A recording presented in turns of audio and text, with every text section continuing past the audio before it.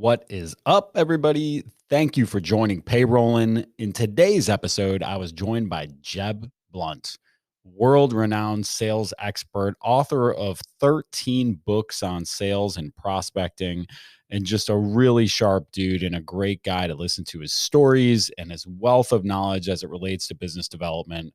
Whether you own a payroll company, are carrying a quota for a payroll company, or you are just interested in the sales profession in general, there are tons of nuggets in here from Jeb for everyone along that journey.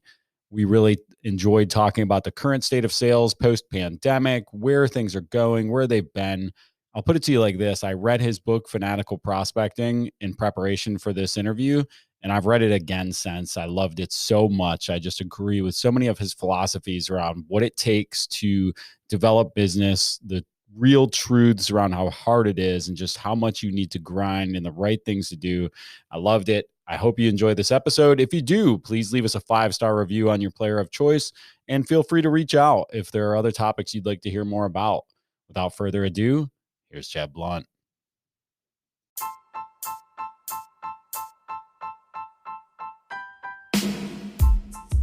Welcome to Payrolling, the show where you will learn how to operate and grow your payroll business from the most dynamic minds in the business. If your company offers payroll services, this is the podcast for you. And now, here's your host, Matt Vady. Let's go.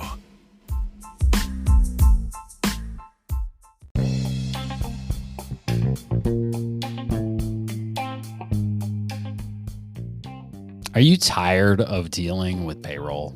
Would you just like to finally get out of this industry and start focusing on what you actually do best, whether you're a CPA, healthcare broker, whatever your core discipline is? You started offering payroll services because you thought it would be a great value add. And then you quickly realized, well, this is consuming way more time for not enough money than I originally thought. Did you know that we are actively acquiring payroll books of business? We would love to work with you to identify if we can help you to partner with the right group that makes sense for an exit for you, but creates consistency in how you continue to treat your clients. If you're interested in learning more about Guru's acquisition services, simply go to guru.co/acquisitions. That's GUHROO.co/acquisitions.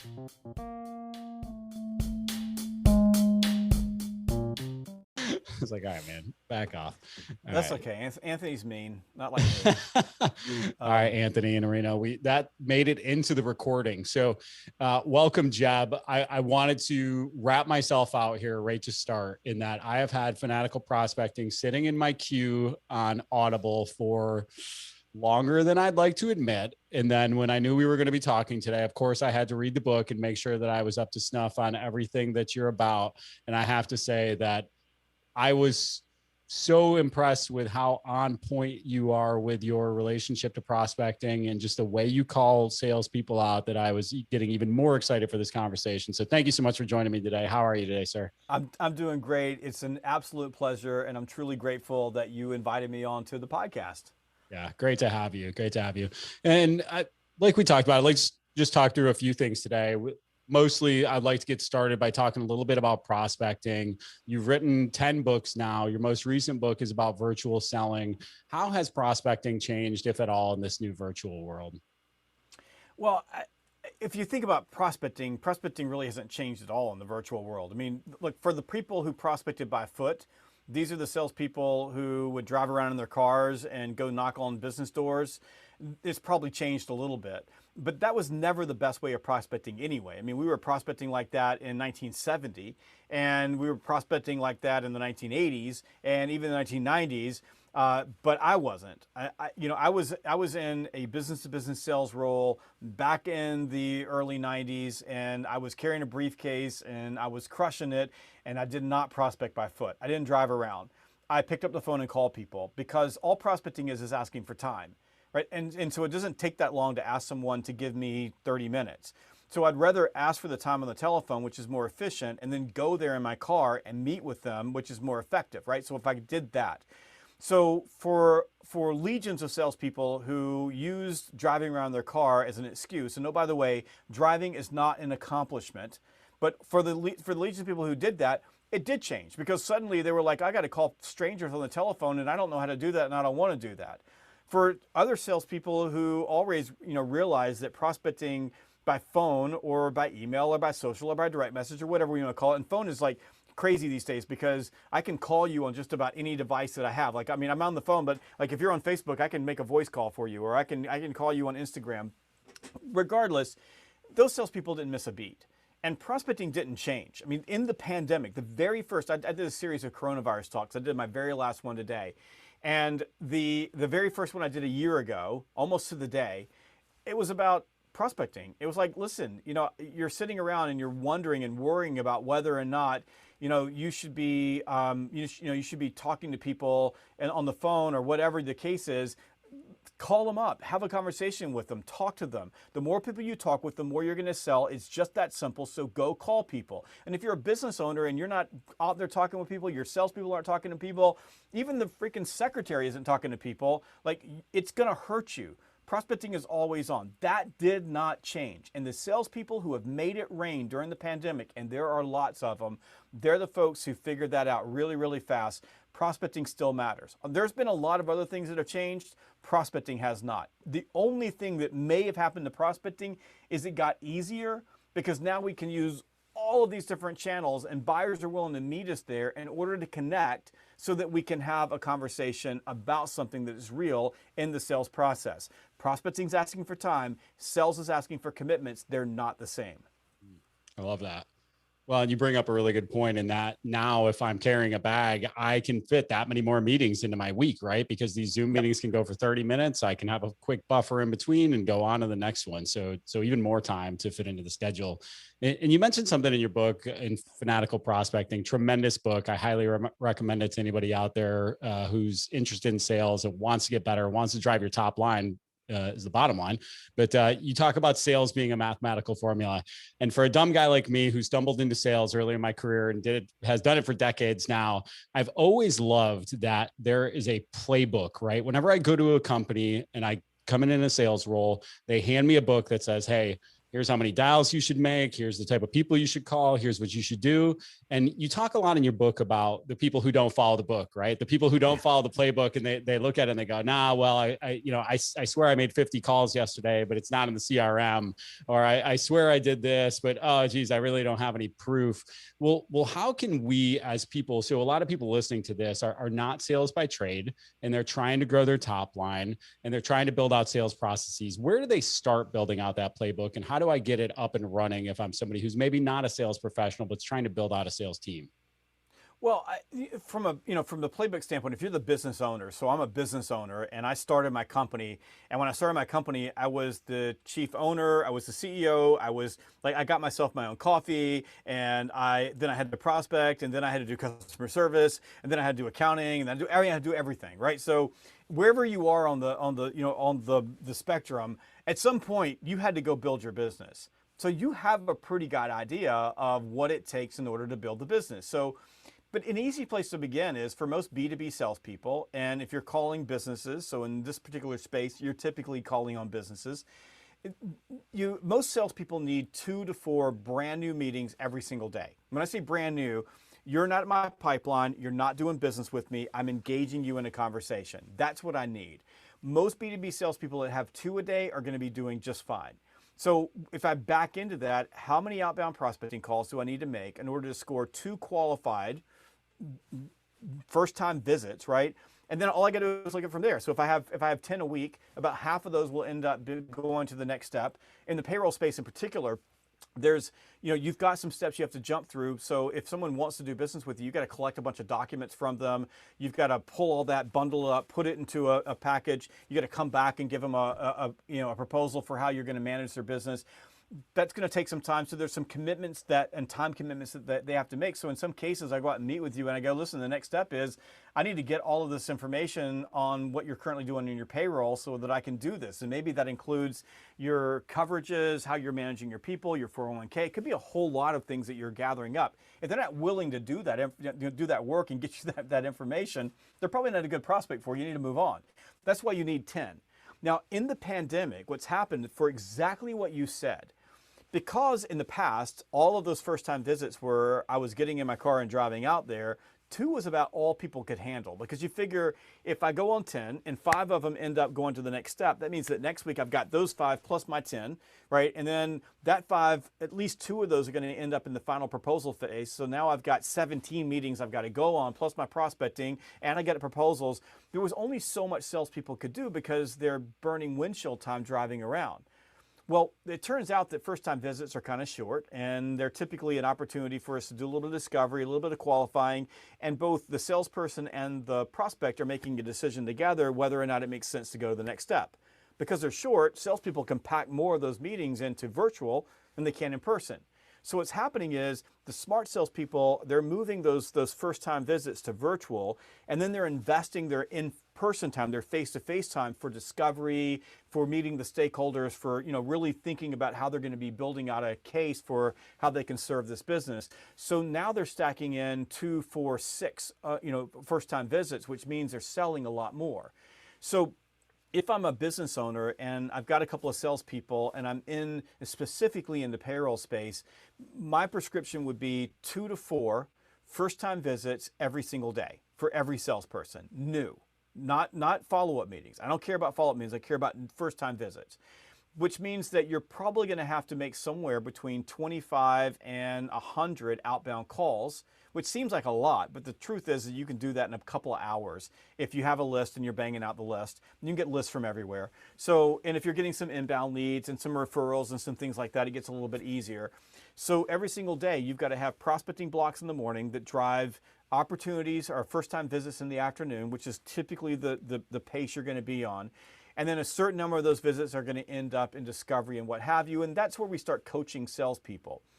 Why first-time visits? First-time visits are my Moneyball. So if you ever saw the movie Moneyball, if you haven't seen it, go watch it again. I watched that movie the other night ago. I made my wife watch a baseball movie. She was so disgusted with me. But at the end, she goes, that was a pretty good movie. Like, so if you think about Moneyball, I love Moneyball because, in Moneyball, Billy Beane figures out that on base percentage really matters. So if I can get people on base, it doesn't make a difference if you're a total loser. If you can get on base more than someone else, if you're on base, you can score. So for me, those first-time visits, when you start looking at playbook, that's my Moneyball. So if they're getting first-time appointments and they're putting things into the pipe, we're much more likely, of course, to get a run, right? We're going to get a sale. And then as a business owner, if I got salespeople getting me into deals, I can help them the rest of the way. Like if you're getting me in, then if you need help or you need coaching or I can work with you, we can get there. If you're not getting me into any meetings, like if you're not doing any prospecting, we're all wasting our time. There's nothing I can do for you other than say, pick up the damn phone and call somebody, because that's the only coaching I can give you.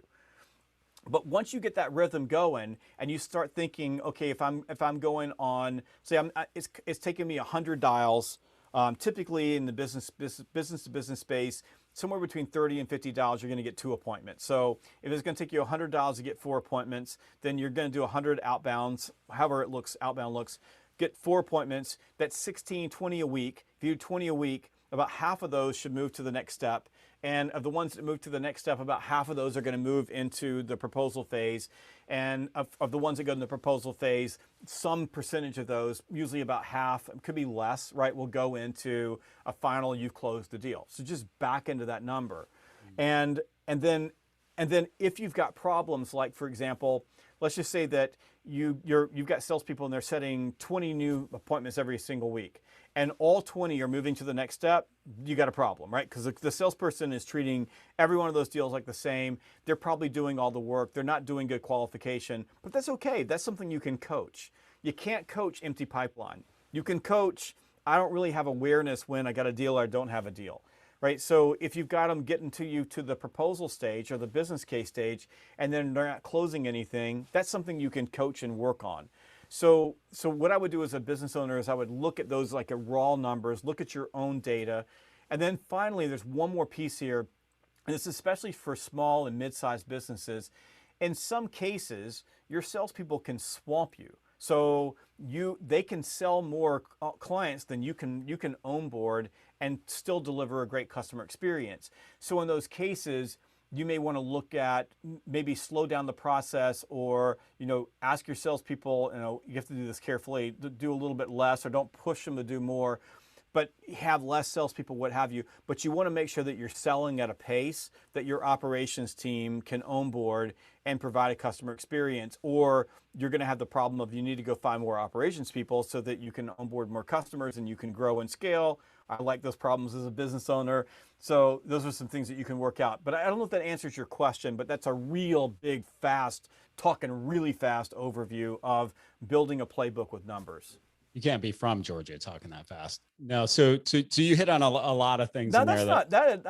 I am straight up from the piece. I grew up on a dirt road. I mean, red dirt road in the country, Georgia. The problem is I traveled everywhere, so I've changed my dialect a little bit, talk a little bit faster so I can hang out with people in New Jersey, and not get kicked out of the state. But get me with a little bit of Jack Daniels and maybe a couple of beers, and you can't even understand me anymore. Like my wife and I are talking to each other like we're speaking a different language, and it's real slow, and we're bad grammar. So no, I love it. I have the opposite. I had one of our sales team members tell me today that I went full Yankee on a call yesterday, which is where I grew up in New York. So you hit on a few things in there I want to touch on. And I want to make sure for those of you out there listening that are independent owners who you are the only salesperson, do not use any excuses of, I can't hire a salesperson because I'll be too busy. It'll be too much. Like, get that out of your mind, right? Like that is not a problem that you need to worry about in the short term.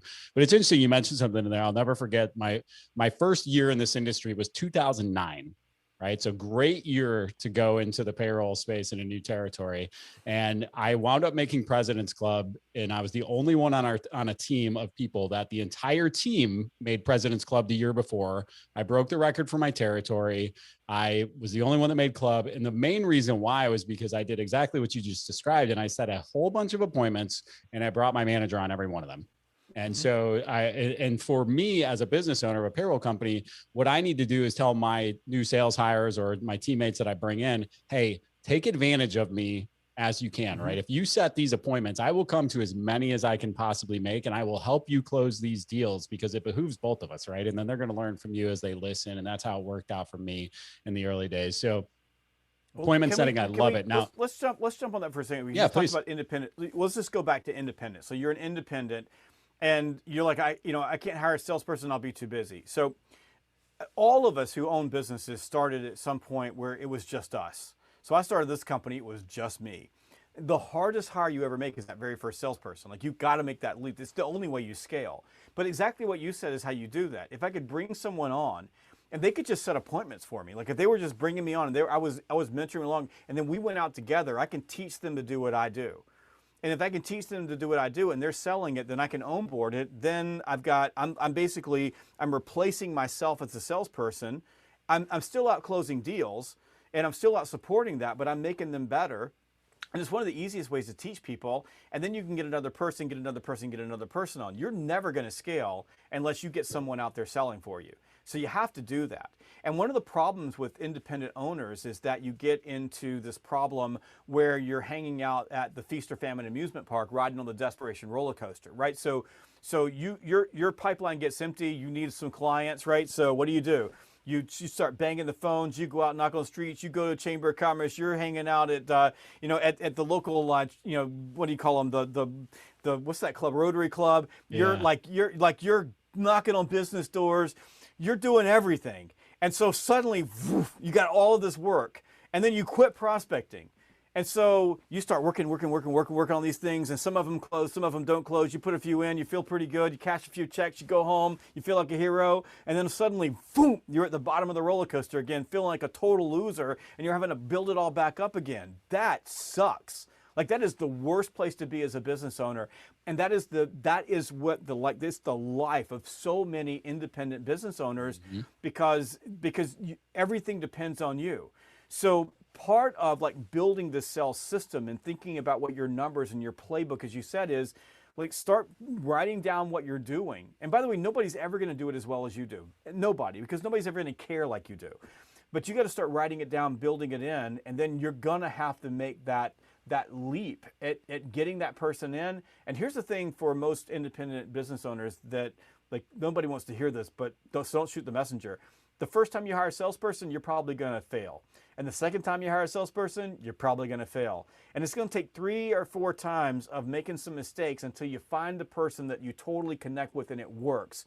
And then when you get that person in, for me, it's Brooke Holt, man. She is my anchor, my rock, my stake in the ground. But we can build sales teams around her. Now she's my sales manager, right? Now she's running my sales team. So, and she's on vacation next week, so I'm not exactly sure what I'm going to do. It's going to be awful. But you'll find that person, put a stake in the ground, and then they'll build around themselves. That's the art of like building and scaling your team. So I love what you said. Like, don't let this be an excuse. Let this be an aspiration. Get that next salesperson in so you can scale your business, and then you can give yourself more time. Well, and you hit on a really good point there as well. When you talk about those first couple hires, you're going to be building the playbook alongside them. And don't kid yourself thinking that you're going to hire somebody and they're going to come in and build your playbook for you. That's not going to happen. They can't carry a bag and build the plane at the same time. It just doesn't work that way. But you can certainly build it alongside them while you're training them, while you're coaching them up. It continues to improve. It continues to iterate. But yeah, you might as well set that first hires, that cash right on fire. And that's just going to really, what it's going to do is help you prioritize sales as a key element of your business and start to prioritize how you want the process to flow. And then from there, you can continue to build on it. And I think that's some great advice there. Now, you touched on something that was probably, it continues to be my biggest pet peeve with not only sales professionals, business owners, everybody. And that's that, okay, I'm dragging people those 2 to 4 meetings a day through a process that they don't even want to be a part of, right? So I'm taking a suspect and I'm trying to turn them into a prospect, even though they've given me every clue under the sun that they're not really a prospect, but I'm so desperate to keep my pipe full that I'm just dragging them through. How do you coach reps or owners up to stop doing this? Well, I think number one is that if you're truly setting appointments with people, then they're not going to meet with you unless there's some level of interest or there's something there. So what happens in most cases, and this is especially true in this particular space, is that we're not prospecting to set appointments. We're prospecting and trying to sell at the same time. Right. So we get someone on the phone or we walk into their business and then we're like, blah, blah, blah, blah, blah, blah, blah, blah. And they get rid of you. They go, oh, okay, like send me some stuff, like put some things together. And the salesperson's delusional. They think send me some stuff means I'm in the pipeline. And you get delusional when you're desperate. And you can't be delusional and successful at the same time. So you don't test engagement. You're not doing anything. They're not matching your effort. You're just doing all the work for them. That would be a big clue. So especially in the payroll space, it's really easy to set a bunch of appointments, but your deals all stall in the pipeline because there's this place at some point where the customer has got to give you information. Like they got to go work. And it may be a lot of information, might be a little bit of information, but they got to give you something. So number one, set appointments. Set appointments. Stop selling when you're prospecting. It's not the same thing. Ask for time. Get the appointment. If they agree to meet with you and then they show up at the meeting, that's one clue. Well, there's at least a little bit of engagement. Then you ask qualifying questions. You ask them, like when I'm sitting in front of people, I say, listen, here's what the sales process is going to look like. So after this meeting, I'm going to do a little bit of discovery and see if you're even qualified or I'm even qualified to work with you. Either way. And then from there, our next meeting is I want to do a deeper level discovery. I want to understand more about your business, meet some of the key stakeholders. From there, this is the information that I'm going to need from you in order to provide you with a proposal for how we would handle your payroll. That way you can make the right decision from your organization. And then once we get that proposal, we'll be looking to make a decision, someplace in the proximity of delivering the proposal. Will that work for you? Person says yes. Okay, well, they made a commitment. And people have a tendency to be consistent with the commitments. If I had the same conversation and you go, whoa, whoa, whoa, whoa, whoa. Like, how much work do I have to do? I don't feel comfortable giving you that information. I don't know. I don't this. Then it's telling you, maybe they're just not that into me. I don't know. And I say, well, here's the reason why I have to do this. I can't give you a quote until I have the information. And the last thing I want to do is just try to give you some, quote out of a box. Like we build the box around you. This is bespoke. This is really building a custom program for you. So that's why I need to do this. And they go, okay, you're moving into the next step. So what you've got to be doing as a sales professional when you meet with people is you're asking them to step through a series of micro commitments. And those commitments require them to do something. In most cases, when you're dragging people along, you're really not dragging them along. You're pushing a rope. Right, so you're working really, really hard. You're doing all the work. They're doing nothing. And if they're not matching your effort, you got no chance of closing the deal. That's why I say there's a certain number of opportunities that are going to fall out, because as I meet with them and speak to them, I realize it's wrong timing for them. Or we might need to wait another 3 months to get them engaged, just because they're in the middle of finishing up building a building. Like I'm adding office space next door to my business because we're expanding so rapidly.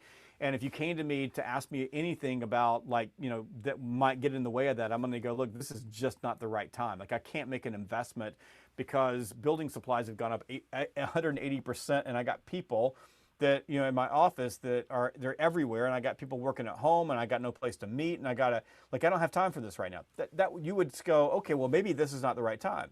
I said, well, I'm really, really interested in talking with you. I go, great, let's find a better time. So the big thing is that you've got these checkpoints where you're testing engagement. And here are the 3 things that I want from you. Like, this is the thing I'm asking for. I want your time. I want your emotional engagement. So if I ask you questions, you lean forward and answer my questions.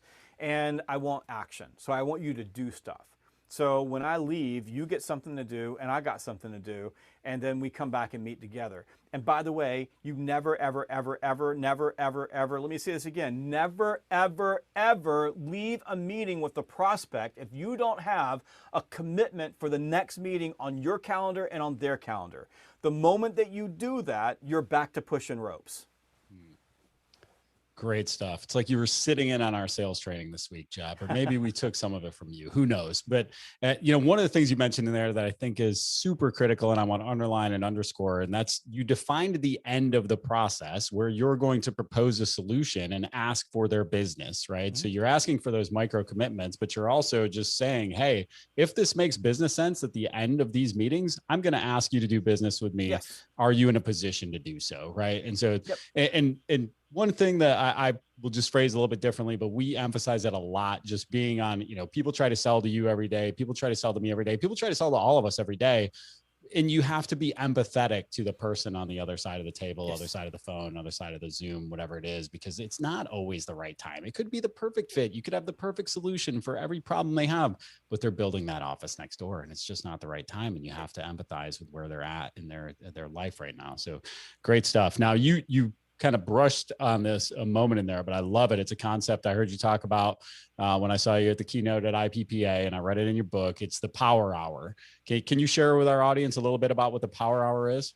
Yeah, I mean, all the power hour is taking prospecting and dialing it into high intensity activity sprints. So for example, we'll go, okay, we're gonna do 50 dials in the next hour. So, and all we're gonna do is focus on that. There's no research.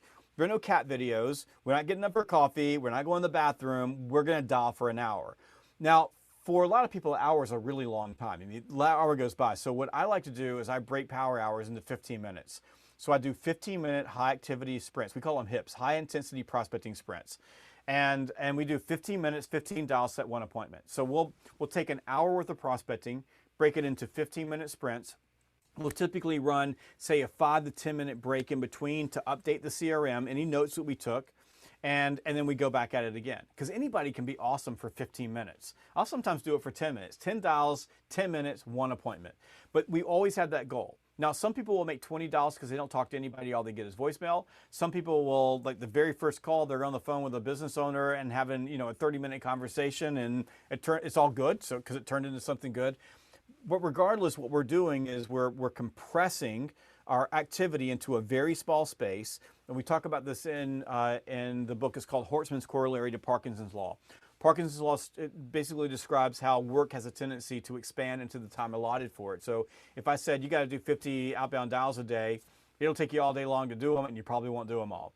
But if I say you got 15 minutes to make 15 dials, Horstman's Corollary says activity tends to contract into the time allotted, as long as that time is reasonable, and that's reasonable. That's $1 a minute, and there's a goal attached to it, so we can get a lot more done than other people. And by the way, it's a really easy way to run your whole life. Like if you break your entire day into these short activity sprints, where you're concentrating your focus on only one thing without any other distractions, you'll be more productive than anyone around you by 10, 20, even 30 times.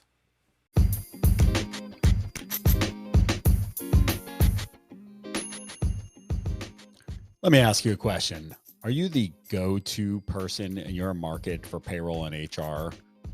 Are you the first face and name somebody thinks of when they think about who am I going to refer this person that needs help with their payroll and HR support? If not, you might want to look into our executive LinkedIn management service through Underdog Digital. Underdog Digital is a sponsor of this show, and they've seen results such as I'm looking at one profile right here where over the course of 6 months, they increased views by over 200%, more than 600,000 views on these posts in less than 6 months. Another one, plus 1,000% increase in 8 new conversations in the first 30 days.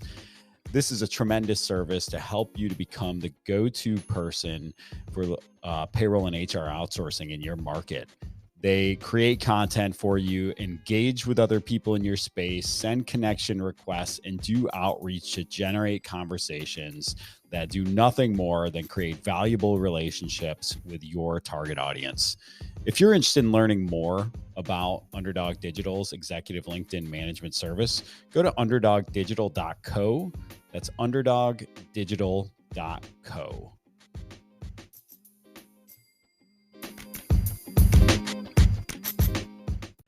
That's awesome. I love that. Love it. And I think you're absolutely right in that it's so much more applicable to things beyond sales, right? And so often these things are. Now, I want to transition a little bit. One of the things I remember about your keynote is that you are a master storyteller. You told a story on stage that provided such detail that I can still, in my mind, picture what I think the prospect's facility looked like that you were in, which in my opinion is something that many of us are guilty of not doing, is adding in little details to allow people to put themselves into the story because we feel like we're speaking too much, right? We don't want to be a blabbermouth sales rep. We don't want to dominate a conversation, which is obviously a great way to think, but also you might be leaving some things out, which might not allow your prospect or your customer, whomever, to put themselves into the story. Talk to me a little bit about your philosophy at how storytelling helps sales, how you integrate it into your process, and what the value is for you. Well, the thing about stories is stories are the way we communicate. So, I mean, some people communicate really long stories. I'm from Georgia, so you can tell that I tell really long stories and I talk fast. So, like, that's what I do. And some people, talk in short stories. But stories are the way that human beings communicate. And the reason that we tell stories to other people is so that we can be understood. So there's two things about stories. One, you want to get your prospect telling you stories so that you can learn their language, learn what's important to them, learn what's in there. But at the same time, stories activate our brain. There's a lot of science around this, a lot of data around how stories activate the brain. So I'll give you a couple of examples. So in one example, it's how I tell a story of a recommendation. So when I'm giving my proposal to someone, I use the hero's journey, which is essentially Star Wars. If you ever watched Star Wars, right? What is Star Wars?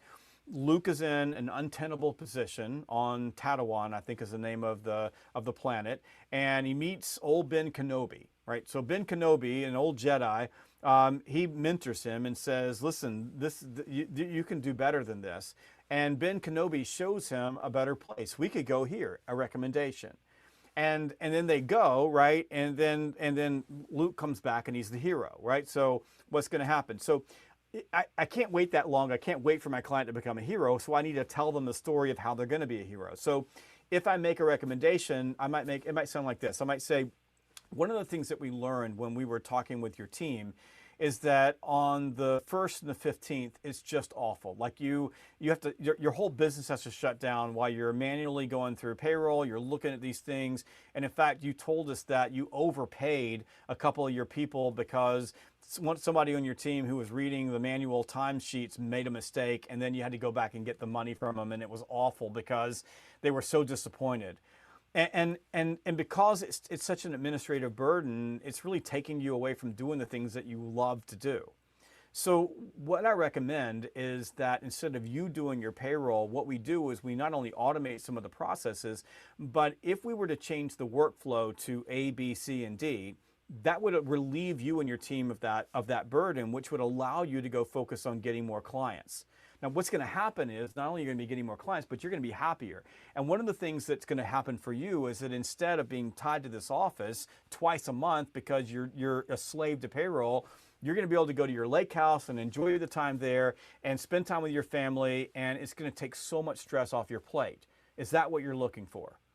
That's the hero's journey. That was a story using their language. Now, I don't sell payroll, so I may be completely off on that story, so don't judge me on the story itself. But you can see what I did, right? I talk about their challenge, their problem, their issue, in their language. I make a recommendation for how I'm going to help them get to another place, right? Get off the planet. And then I give them a planned result. Here's where you're going to go. And so my proposal is essentially a story using the way that human beings operate on stories. Now, another way I tell stories is when, let's say I have a competitor who has either an advantage or they have a perceived advantage. One of the ways that I can take my competitor off at the knees is to tell a story that's unrelated to my competitor that helps illustrate why what my competitor is saying is just a bunch of BS. A great example. Early in my career, I sold rental uniform services. Not a very sexy product, but rental uniform services. So you're working in a plant. South Carolina was part of my territory. I was in Greenville, South Carolina. So I had Greenwood all the way to Asheville, North Carolina, and over to Gaffney, North Carolina. So I lived in that space. You know that space is full of plants. A lot of those plants are supporting things like the BMW plant up there. So I worked in a lot of like these small plants you find in a nook, back on some road someplace where there's 200 people working there all wearing uniforms. And the biggest issue with the uniform industry was that stuff went missing, right? So you've got, say, you've got 5 changes, which meant that every day, when you came in, you'd have a pair of pants and a pair of shirt. And then one day you wouldn't have that on, and the boss would go, "Why aren't you wearing your uniform today?" And you go, "Well, the uniform people, they shorted me." Biggest issue. So like everybody's trying to figure it out. We would do like counts at the plant and check them all off. Most of the issue would be instead of turning in 5 pairs of pants and 5 shirts at the end of the week, you turn in 3 and 3. And so you got 2 days where you don't have shirts and pants. Doesn't make a difference. The uniform company gets blamed. So one of my competitors came up with this really nifty thing, which was a barcode. So they were going to put a barcode on the clothes, right, on the shirts and pants, and they had these really nice brochures. All those brochures where they would show like the perfect count. Everybody's smiling, and the route guy's coming in and he's got the little thing and he's clicking on it, and then they're counting them in the plant. They show little eyes where the clothes are in the plant, and they're showing all this stuff, and the people are like, they're buying this. They're like, you can eliminate this. And so I'm losing deal after deal after deal after deal. And I remember standing in front of my sales manager and saying, if we don't get barcodes, we're going to go out of business. I was so frustrated because I was getting my butt handed to me by this uniform company who was just walking in and using this bright, shiny thing. And then one day, I'm at the grocery store and I'm checking out. And my wife has sent me out to get some stuff, and I'm there, and I think I got a gallon of milk. And if you've ever gotten a gallon of milk, when milk is all sitting in there, other milk is getting on the milk. So I'm there at the checkout counter, and all my stuff's there, and there's a bunch of people behind me, and the young lady who's checking me out, somebody in high school, gets the milk and puts it on the little reader, like the little square thing, and it doesn't go. And then she does it again, doesn't go. And then she does it again, doesn't go. And then she does it again, doesn't go. And she goes, "Oh." And she has to get the thing, scrub the stuff off of it, and then type the numbers into the cash register. All the people behind me are looking at me, and they're like, "What's wrong with you?" And I'm like, "I'm just trying to buy some damn milk." So we get out of there, and it was like, "Oh, that's it." So from then on, I would go in, and the person would say, "Well, what about barcodes?" I'll say, "I'm really glad you asked that." I said, "You ever been to a grocery store?" And they go, "Yeah." And I said, "You ever been to a grocery store and you've been buying things like milk or what have you, and you get to the checkout counter and then they're trying to get the stuff through and it won't scan?" And you can see them, they'll go, "Yeah." I said, "And then what happens is like they got your stuff, and then the person's going boom, boom, boom, and it won't go." And you go, "Yeah." And there's people staring at you and they go, "Yeah." And they go boom, boom, boom, and they go, "Yeah." And I said, and then finally they go, "Oh." And then they have to type it in. They go, "Yeah." I said, think about this. This is a dirty place. The reason you have people in uniform is you got grease and dust and iron and all kinds of crap around here, and you put them in uniforms to keep them safe. But think about that. It's dirty here. What color are barcodes? They go, well, why white with black stripes? I said, what do you think happens when you smudge dirt on the thing? Is it going to be able to read? And they go, well, maybe. I mean, they got a gun. I said, well, they're telling you that they're going to count the uniforms after they get clean. They're going to have them running through the plant. And then I would have a video, and I would show them the video. I said, this is what it looks like in a plant. And it shows clothes going just like that, right? And they get a little eyeball. Now notice how these different pants, they're cattywankered on these little hangers. So if it's just not perfect, it's going to miss it. And oh, by the way, if it's got smudges of grease on it, and you know grease doesn't come out of anything that's white, that's why you're wearing dark clothes. I said, they're never going to be able to read it. So it sounds like it's a really good thing, but you know from experience that barcodes don't always work. And they would go, I got it. And I never lost a deal to a barcode again. So that's telling a story, right? To show people something without telling them. I've got them into it. And if you think about that story, right? You're in the grocery store with me. I mean, in that moment, like you're thinking about it, and you're probably thinking about the time this happened to you. Just like that. So it's simple stuff that allows you to illustrate to people different things. And so, you know, think about the time where, like, I just, you know, my own world with payroll, I'm so not the HR person, and I don't care. But my wife is our CFO. So my life, right, my ability to go anywhere is tied to what day of the month it is, right? So was it this day or that day or this day? So like we did this for years and years and years, and I got so frustrated with it. I'm like, we can't go anywhere. We can't do anything because I'm dealing with payroll. Why can't we do this? Like, you got a laptop and we have Wi-Fi other places. Why can't we do it like this? All of those years, and finally, you know, a payroll company came along and said, hey, I got a solution for you, and it freed her up.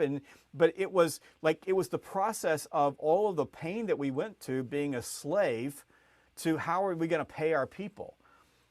If you can tell that story to a small business that is growing and really needs a solution, that they don't have a solution. I mean, that's a really big part of your prospect base.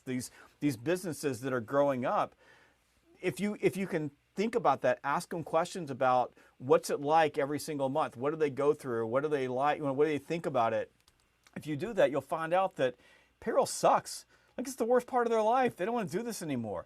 So tell the story of another customer, another business who was in that same situation, the same problem, same issue, and how when they put the solution in place, not only were they able to reduce their stress, but suddenly they were able to grow and scale faster because they had a better solution. And you have those stories to tell. But that's how you connect with people, with stories.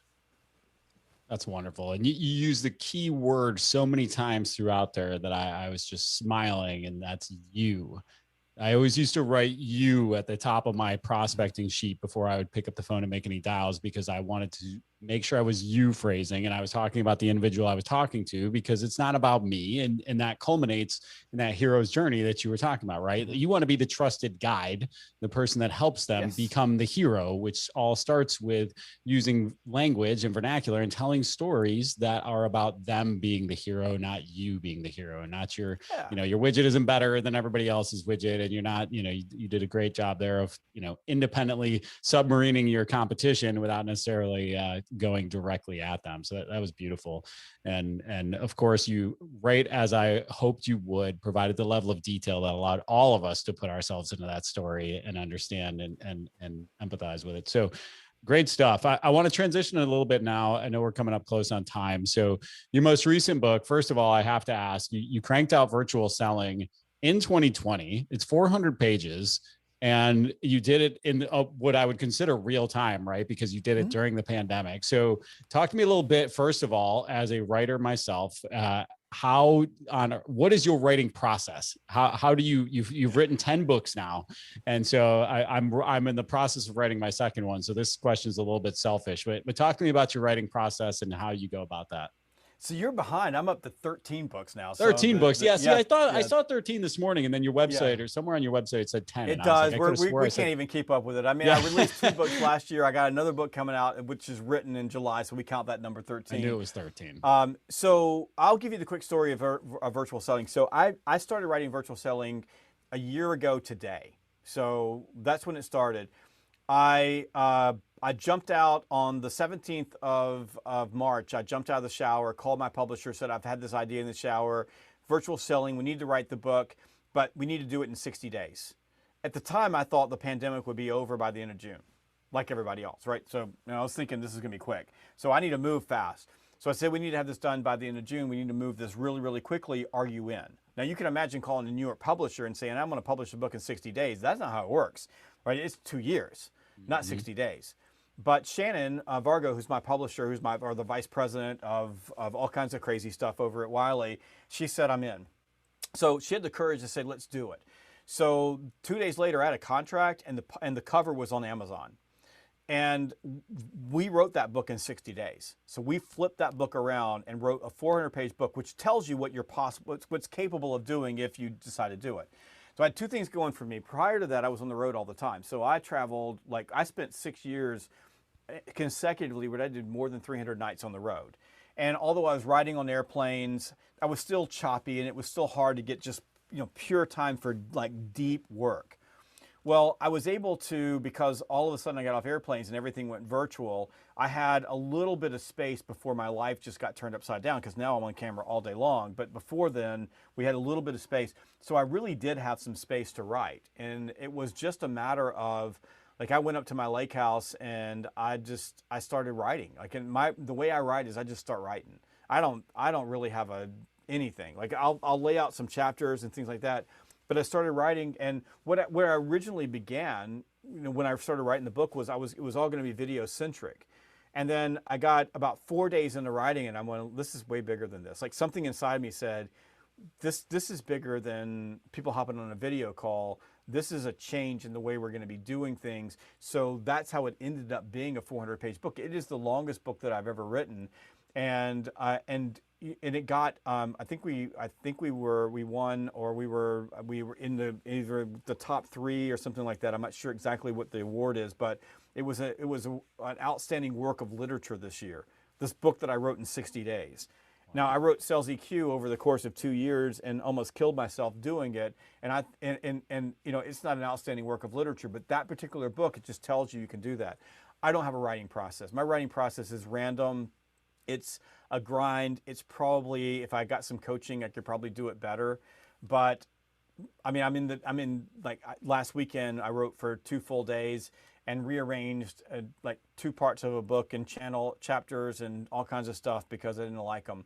It's the more I write and get into the book, the more I can begin to shape a book and arrange the book. But if there's one thing that I do that I think is probably the core of it, is I shape books in editing. So I write, I get stuff on, and then it's like taking a block of stone and chiseling it out until you have a Michelangelo.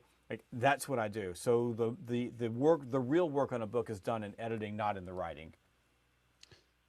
I completely understand that. And for context, for those of you listening that have never written a book, which is probably a lot of folks, which I'd encourage you to do, it's definitely an interesting exercise for sure. In my world, it took me 1.5 years to write a 200-page book. I would block 30 minutes a day in the morning, every morning from 8 to 8:30. I continue to write now, that same block. I just left it there. I just started another book. But yeah, it took me 1.5 years to write a 200-page book. So cranking out a 400-page book in 60 days is insane. That's amazing. Well, before we let go here, why don't you share a couple of the nuggets from virtual selling? I wanted to spend more time on this, but I want to be conscious of your time as well. I know you got some great nuggets in there. What are some things that people can do to adjust? What are some of the biggest things that we need to be conscious of as we're trying to sell in this new environment? Well, I think that the one thing that we knew it then, but now the data's coming in, that buyers have shifted. So buyers are much more comfortable working with you in a virtual environment. McKinsey just released a report on how B2B sales has changed, a global survey, which was a really, really tight report. I love it. I think a lot of these things are statistical and you can go anywhere. But this is pretty good information. It said that 71% of buyers are more comfortable having virtual interactions at the top of the sales funnel. So when they're evaluating a new vendor, they prefer virtual than being in person. That makes a lot of sense, right? Because it's easier for them and it's less friction. 77% of buyers said that when they already have a relationship with a company or a salesperson, they prefer virtual. So 76% of buyers said that if they have a choice between the phone and video, they prefer video. Now, if you ask salespeople, oh, nobody wants to be on video, but that's really all about the salesperson, not about the buyer. So what if we just think about that for a second, what they're telling us is that people, buyers, everyone has changed forever. Even in my business, and we've been selling virtual since we started the company back in the Great Recession in 2007. We have basically been all virtual. I mean, we don't like get on airplanes or get in cars and go sell stuff. I mean, we have, but we mostly sell through a virtual channel. Prior to the pandemic, that meant that about 80% of our sales calls were by phone. After the pandemic, 95% are video. So we've seen that shift. So the biggest thing for us to recognize is that what we just went through was transformational change, and that means that it's going to stick around forever. When there's transformational change, it's forever. It was like after 9/11, there was transformational change in the way that we view security in airports, for example. So this is a shift that is not going to go back. So if you're wishing and hoping like a wishbone that it's going to go back, I got news for you, not going to happen. So buyers have changed, and what virtual has done for us is said to everyone, like we can be more efficient. We can use different channels. We now have a blended approach to communicating with people that we just didn't have before, not because it wasn't there, because all the technology that we needed to merge into a virtual society was already there. We just didn't know that we could do it. So we thought that getting on an airplane and spending 311 nights in a hotel room was the only way to go about delivering training and giving keynote speeches. And it turns out I don't have to do that anymore. Yesterday morning, I gave a keynote to 2,700 people from here. Now, not this studio. I have a studio across the hall it's a keynote studio. But think about that. I mean, before that would have been getting on an airplane, flying in, meeting people, all the stuff that goes with that. Full day, even though you're doing an hour, you're going to be there for a full day. Then the next day, going 3 days in order to do that. I didn't have to do that. So we just have a shift right now in the way that we're doing things. That doesn't mean that we're not going to be in person, because we are, because in person is the best way for human beings to communicate. But you and I are on video right now. I'm looking you dead slap in the eyes. I might as well just be there with you. And but I like Augusta a whole lot more than I like Columbia. I'm not saying anything about Columbia. It's just the hottest place in the world, right? But I don't have to do that. Now, that doesn't mean that we couldn't meet in person. We probably should meet in person. It just means that we didn't have to stop everything in order to have this conversation. You're going to get off this call. You're probably going to go have yourself a nice big old steak and have a nice big old glass of scotch or a glass of wine or something fun, like I don't know what you're going to have, maybe a Fanta orange drink. I'm RC going with Cola. IPA tonight to watch some IPA. basketball. It's March Madness for those of you March listening to this Madness, 2 years IPA. later. But There you go. I want to have a good glass of wine. So, but the point is we didn't have to do anything. So that's what's changed. So what everybody needs to get right now is a concept called blending. What blending is, and pay attention because this is the future of business and sales. Blending is choosing the communication channel that meets your buyer where they are at any given spot in the sales process and the account management process, that gives you the highest probability of getting the sales outcome that you desire at the lowest cost of time, energy, and money. That's blending. This is the formula for sales acceleration and revenue acceleration for the future. Choose the channel that gives you the highest probability of getting to the outcome that you desire at the lowest cost of time, energy, and money. And the beautiful thing is we have lots of channels and we're all used to using them. So that's the future, and what virtual selling does, and I recommend that you read it. It's been an international blockbuster for me personally. It's just been a great book. But when I wrote it, when I first started writing, I thought it was just going to be for the pandemic, and I'm so glad that I built it into 400 pages, because it's a manual for how you're going to conduct business development and into the future. Well, I'm definitely going to read the book. I'm excited. I love your other books that I've read. I'm really grateful that you spent this time with me today. For those of you that have not engaged with Jeb's content in the past, anything you can consume, check it out. Amazing keynote speaker, one of the more memorable speeches. I went into it not knowing a lot about Jeb, just left the room awed with everything that he brought to the table, his storytelling ability, the lessons that he taught the people there. You've heard today, I mean, nobody knows sales like Jeb. He's cut from a similar cloth as me, and he knows what it takes. It's not a game for the weak of heart. I loved in your book, actually, you had mentioned something about people who had, what's it called? Call fatigue, not call fatigue. What's it called when they don't want to pick up the phone? Yeah, well, yeah, people have call reluctance. Call reluctance, right? And it was like, listen, you don't have call reluctance. You're just in the wrong line of work. And I love That's that right. because it's not for everybody, right? So, but if you are a business owner, guess what? It's a big part of what you're going to have to do. So, no more excuses. Get out there and make things happen. And I do also, I always like to give a little call to action here at the end, Jeb, because you are a content creator of the highest form, right? We got 13 books, we got international bestsellers, we got keynotes, we got everything, consistent podcasts, blogs, everything you can imagine. I'm always trying to encourage people to create more, to get out in front of their target audience. What encouraging words do you have for our audience today as a parting thought? Well, I think as business owners, what you said about creating more content, getting on your front of your audience, I think it's going to be super important. What I would say is, you said I spend 30 minutes every single day building it. That's what you got to do. You say I'm gonna create a little bit of content every day. It's tough. It is hard to keep up with the beast that is social media, in particular in creating content. It's difficult, but if you just think about it from a business development standpoint, when you create original content and you get it on your website, you're going to tap into Google, which means that you're going to get a higher search engine optimization. And if you're using a WordPress site or anything like that, that's really easy to plug in. Like I would choose Yoast. I think that's probably the easiest plugin for you. So you can take each of your blogs and you can drop them in there, and you can optimize those blogs and optimize that content. Whether it's and then think about ebooks or anything that you have, because that's going to make it easier for you. Because if people are coming to you, like if they reach out and call you and say, can I talk to you about this?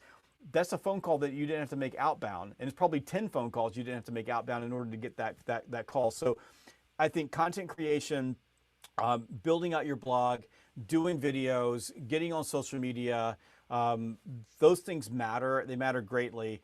But same thing as prospecting. Prospecting is really hard. It sucks. Nobody wants to do it. Content creation is really hard because it just takes a lot of work. It is, somebody asked me the other day ago, do you ever get burned out? And I go, yeah. And I'm almost always burned out about content creation, not anything else. Mm. The flip side of it is I love creating content. Like I really like doing it. It's fun doing it. It's cool to be able to think about what I want to say. And I think that everyone should try to do something. But if you have a website, if you're a business, you need to create original content to get people coming to you, and that matters. Yeah, that's awesome. And you teased what's going to be our next episode, which is the blend of inbound versus outbound and how you create both momentum around both. Yes. So this was awesome. I appreciate your time so much. We'll link out to your site and plenty of resources from there. I appreciate you taking some time with me today, Jeb. Awesome. Such a pleasure. Thank you so much. Have a great day.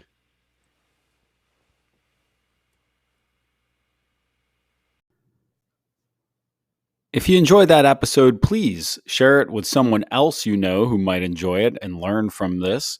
And also, please rate us 5 stars on your favorite podcast player.